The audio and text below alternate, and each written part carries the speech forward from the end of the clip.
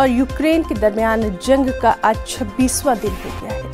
आज दोनों ममालिक के बीच 5वें दौर के मुज़ाकरात भी होना है। आपको बताएं कि गुज़िश्ता 4 दौर की बातचीत से कुछ खास निकलकर सामने नहीं आया।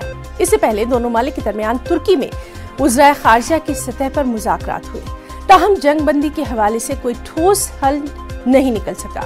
मुज़ाकरात के 5वें दौर में देखना अहम होगा कि दोनों मुल्क किस हद तक आगे बढ़ सकते हैं। सबकी नजरें इस तरफ रहेंगी कि जंगबंदी के हवाले से फरीक़ैन के दरमियान क्या हल निकलता है।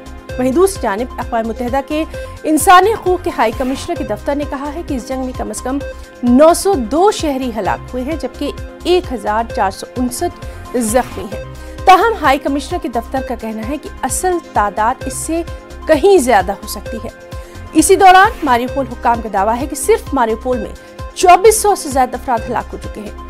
मारिउपोल में शदीद लड़ाई अभी भी जारी है। यहाँ रूस ने शहर पर कब्जा करने का अल्टीमेटम दे दिया था, जिसके जवाब में यूक्रेन ने हथियार डालने से इनकार कर दिया।